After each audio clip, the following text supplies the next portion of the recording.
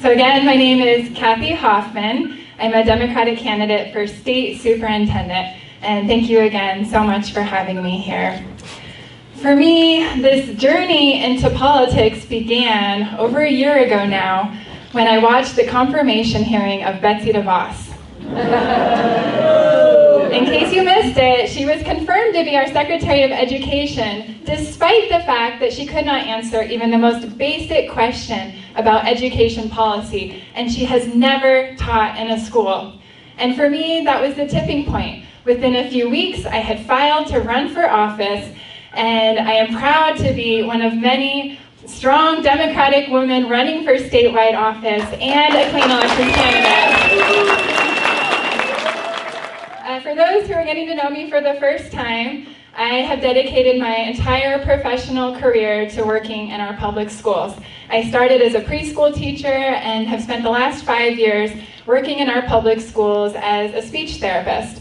And through this role, I work in special education as part of a team, and typically I work with around 50 students across all the grades and students of all abilities. Yes, our schools need more funding. Yes, our teachers need better pay and benefits. Imagine if our teachers felt supported, and imagine if we treated bilingualism as an asset, a professional asset, rather than a deficit.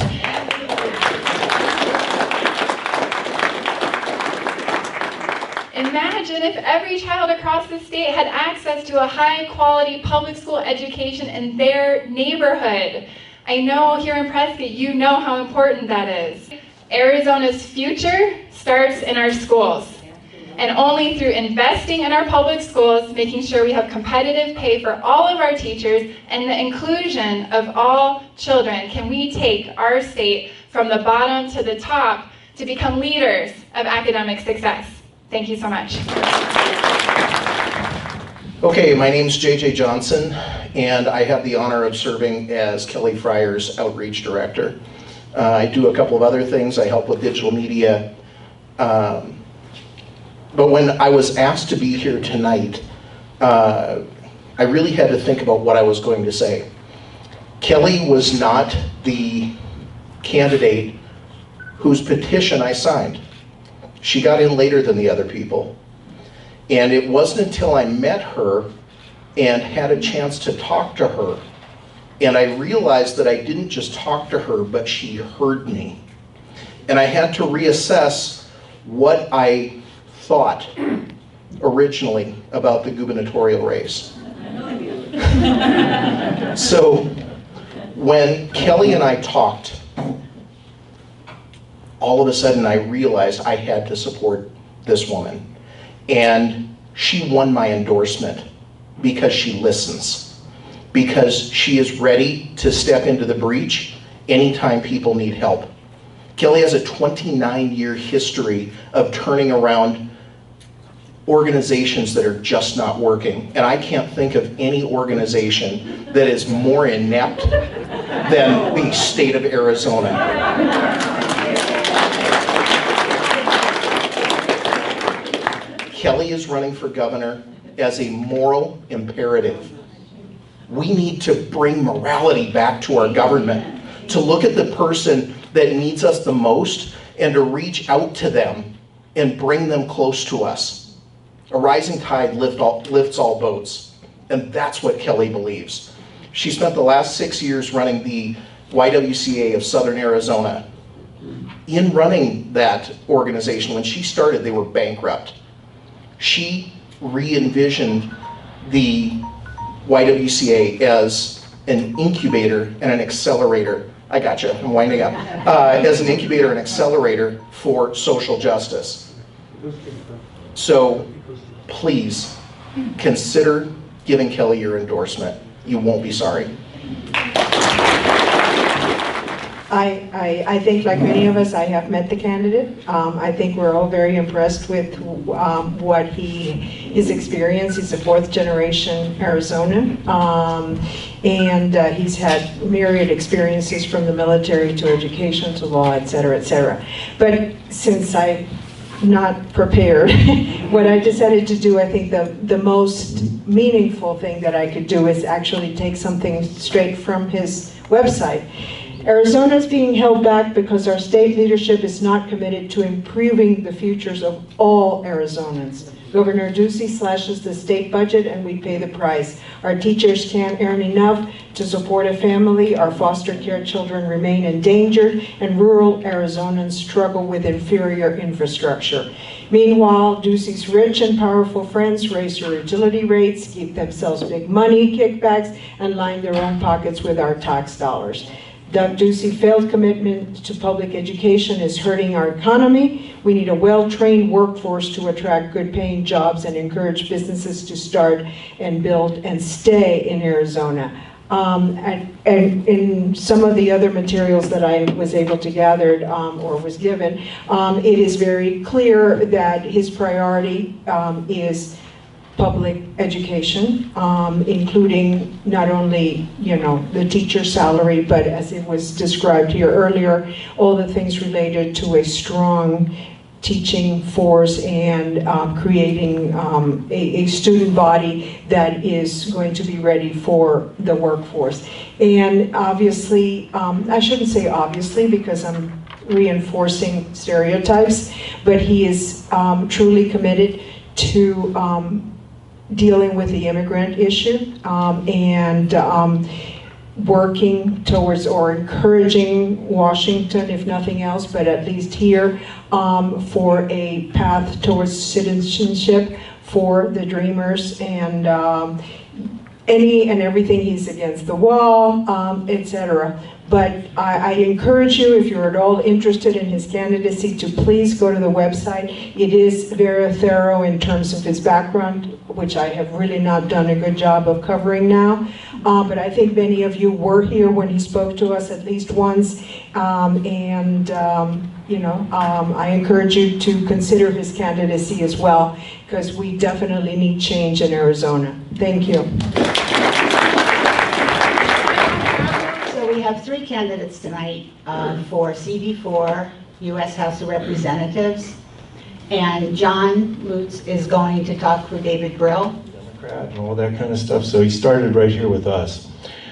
I'm here to ask for your endorsement of David Brill because I think he's the first Democrat in a long time in CD4 to step up and give us a real shot at going to Washington to change the culture and give Prescott Indivisible a voice in Congress. David is committed to a progressive vision for the country, moderated by a pragmatic policy approach that respects the conservative majority in the district. So on health care, for example, David believes every American should have a reliable, affordable health coverage. But knowing that the majority in District 4 will not support a single-payer idea at this point, David is advocating for an open, competitive public option for Medicare available to all as the right idea to move us forward. At the same time, he'll work to defend and repair the Affordable Care Act. He'll fight to make sure veterans are getting the care they deserve through the VA, where he worked for 10 years. David comes at difficult issues from the standpoint of what's practical for the community. He studies the situation for the farmers in Yuma who can't afford to get the workers they need to bring their crops in on time, and for the Mexican workers who have to live separately from their families because crossing the border is so difficult. His proposal is to address this problem is commuter visas to allow workers to come in, work, and earn for their families and go home again at the end of the day. The workers get to come out of the shadows and American businesses get workers they need legally. David is against obstruction. He's committed to working with anyone in Congress to get the business of government done, always guided by that progressive vision. There are issues we can't compromise, of course, particularly our rights and freedoms. Right now, we're about to see the Supreme Court move even more to the right. A woman's right to choose is at risk. Voting rights, due process, equality under the law, the separation of church and state, all are under threat and we need every vote in Congress to push back. David will be a strong defender of our indivisible values.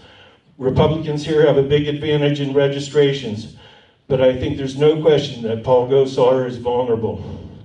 Even though he's probably as faithful to Trump as anyone in Congress, people here like Trump a whole lot more than they like Gosar.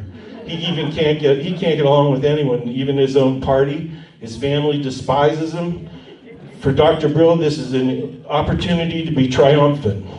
But there's no question we're fighting the odds. We need to use every advantage we can gain. Almost there. Our endorsement will help David boost his public profile in the primary, while fundraising is a lot harder, and help position him for an energized campaign against Gosar with clear support from progressives. I urge you to choose David Brill as our choice to stand up for our values and make our voices heard in Washington. And Bruce Thompson is going to speak for Ana Maria Perez.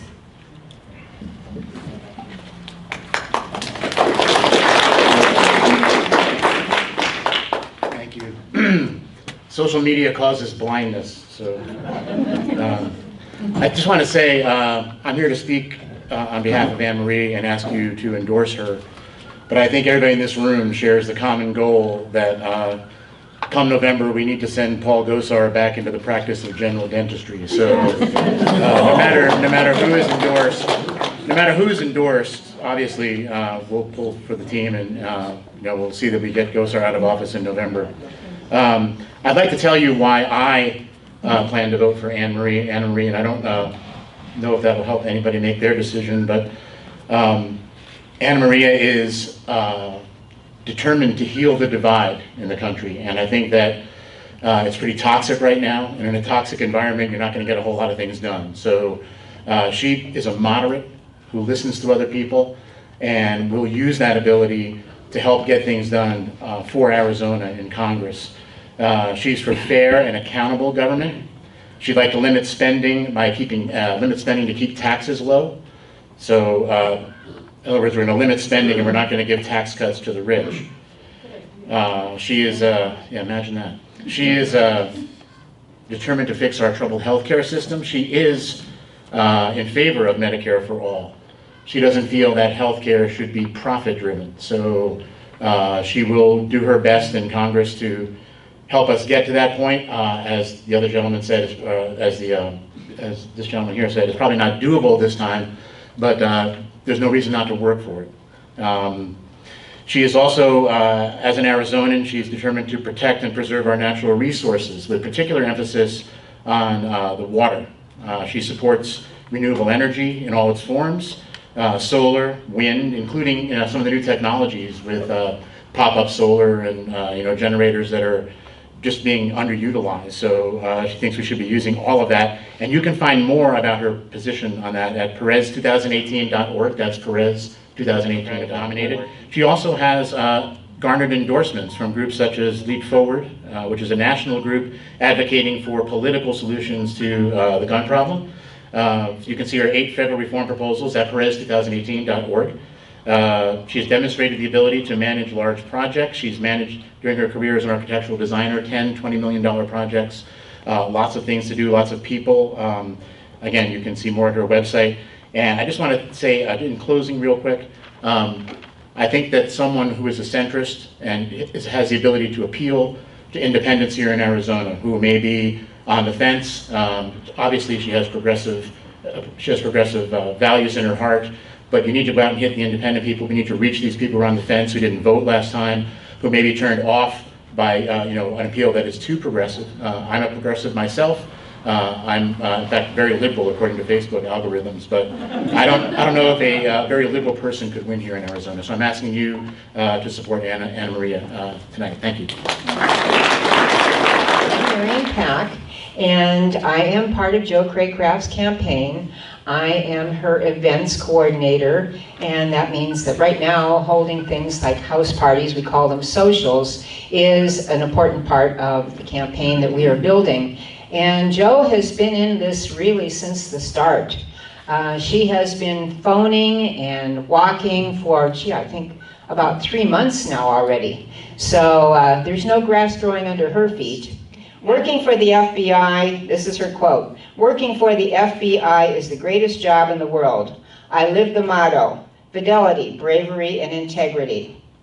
After working for 20 years and retiring from the FBI, Jo has now set her heart and mind on running for public office in Arizona, where she believes she can make a difference for all people. Her law enforcement background and legal mind and compassion for all people is perfect recipe for a common sense lawmaker that is dedicated to serving the best interests of the people. Extremely valuable. When she talks about these different things that she has accomplished in her career, she talks about how she had a dream and how this dream came true with a lot of work and a lot of effort and a lot of determination. That's what Jo has put towards all the goals that she has set for herself before. Her main issues are education, protecting the Arizona environment, transparency in government, and equal rights. And again, her particular qualities of fidelity, bravery, and integrity would represent us well down in Phoenix, and I hope Indivisible will decide to help make Jo's dream come true, to represent us down in Phoenix. Thank you. Lindsay Bell now is going to speak on behalf of Ed Gogek and Jan Manolis, both who are running for the Arizona House of, you can just call it Arizona State House. I'm not used to that, so. Thank you, Maria. I'm very happy to be here tonight to represent both candidates, Ed Gogek and Jan Manolis, who, as Maria said, are running for the State House from Legislative District 1. I see a lot of friends in the audience, and most of you know that I've been active for some time with the Yavapai Democrats. And I have to tell you that I had a hand in recruiting all 3 candidates on the Democratic ticket for the State House and at least 2 of the congressional district candidates. So I hope you'll support all of them.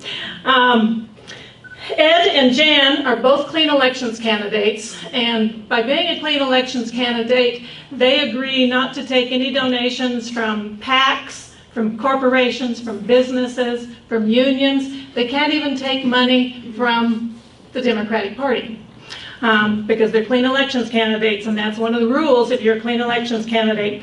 I will tell you that both Ed and Jan are running on very similar platforms and support very similar messages. They are both strongly pro-education and strongly in favor of health care and healthcare, retaining Medicaid in particular in Arizona, and also helping to move Arizona forward with opening up access to healthcare coverage for everybody. Very important issues to both gotten to know her through that. So they both come with strong backgrounds and a lot of passion, particularly around education and healthcare.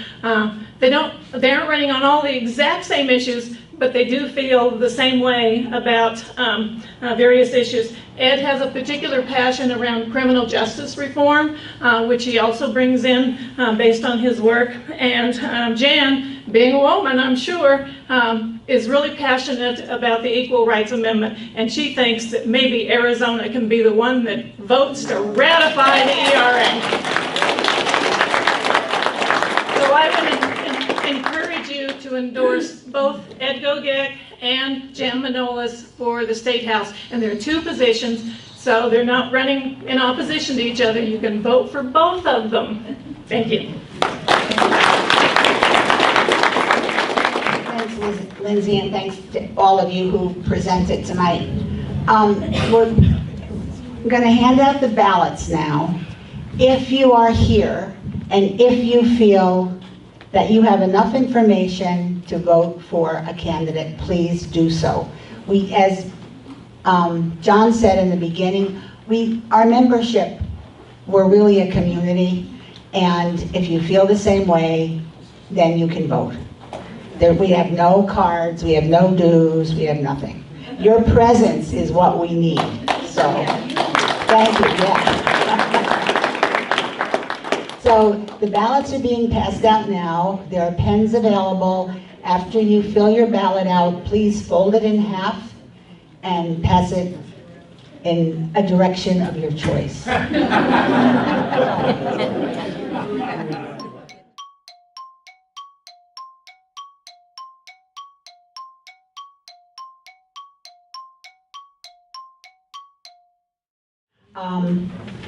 We have the results of the endorsement procedure, and when we started tonight, I said that our governor, the list of the candidates for governor, it was like an embarrassment of riches, and it's very hard to make a decision, and we didn't make one. It's pretty much split, or in thirds. So, yeah, yes, so we, here we are, we can't endorse anyone. For the U.S. House of Representatives, David Brill is endorsed. And for the Arizona Senate, Joe Craycraft. And for the House, Ed Gogek and Jim Manolis. So thank you all very much, and remember, they're going to be putting our logo on everything that they own, and help them out.